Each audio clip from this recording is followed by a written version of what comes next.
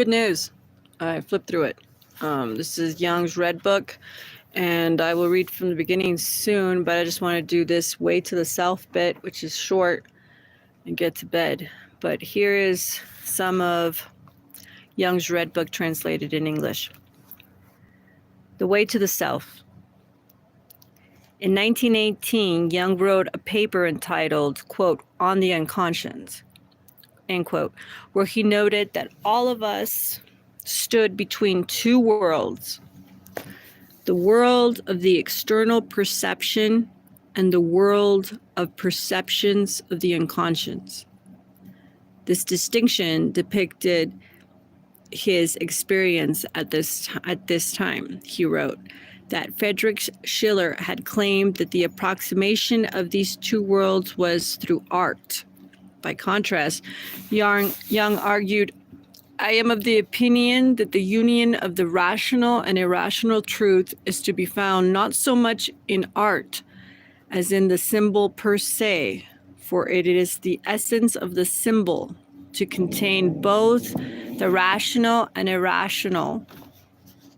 Symbols, he maintained, stream from the unconscious, and the creation of symbols was the most important function of the unconscious, while the compensatory function of the unconscious was always present. The symbol creating function was present only when we were willing to recognize it. Here we see him continuing to eschew viewing his production as art. It was not art, but symbols which were of paramount importance here. The recognition and recuperation of this symbol creating power is portrayed in Livre Novus. It depicts Young's attempt to understand the psychological nature of symbolism and to view his fantasies symbolically. He concluded that what was unconscious at any given epoch was only relative and changing. What was required now was the, quote, remodeling of our views in accordance with the active forces of the unconscious. Thus, the task of confronting him was one of translating the conceptions gained through his confrontation with the unconscious and expressed in a literary and symbolic manner in Livre Novus into a language that was compatible with the contemporary outlook. The following year, he presented a paper in England before the Society of Psychic Research, of which he was honorary member, on the psychological foundation of the belief in spirits, end quote. He differentiated between two situations in which the collective unconscious became active.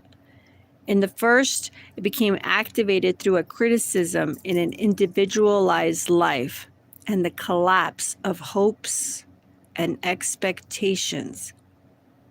In the second, it became activated at times of great social, political, and religious upheaval. At such moments, the factors suppressed by the prevailing attitudes accumulated in the collective unconscious. Strongly intuitive individuals became aware of these and tried to translate them into communicable ideas. If they succeed in translating the unconscious into the communicable language, this had a redeeming effect. The contents of the unconscious had a disturbing effect. In the first situation, the collective unconscious might replace reality, which is pathological. In the second situation, the individual may feel disorientated, but the state is not pathological.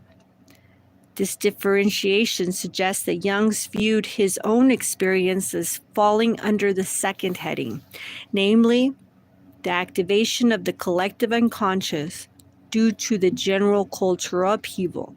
Thus, his initial fear of impending insanity in 1913 lay in his failure to realize this distinction.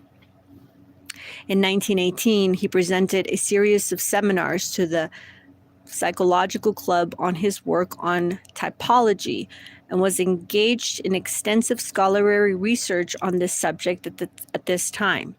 He developed and expanded the themes articulated in these papers in 1921 in Psychological Types.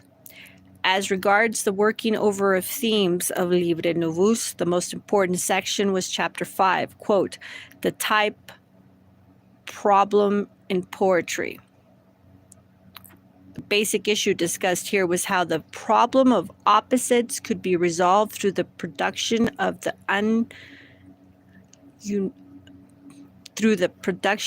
the uniting or reconciliating symbol. This forms one of the central themes of Livre Novus. Jung presented detailed analysis of the issue of the resolution of the problem of opposites in Hinduism, Taoism, Meister Eckhart, and in present times in the works of Carl Spittler. This chapter can also be read in terms of a meditation in some of the historical resources that directly informed his conception of Livre Novus.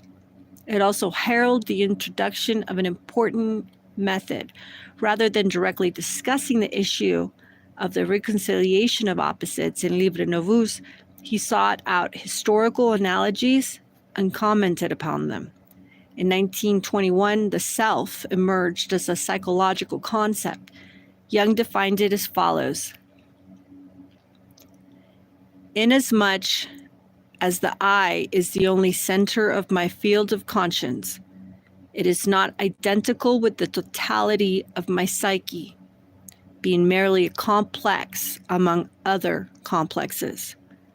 Hence, I discriminate between the I and the self, since I is only the subject of my conscience, while the self is the subject of my totality. Hence, it also includes the unconscious psyche.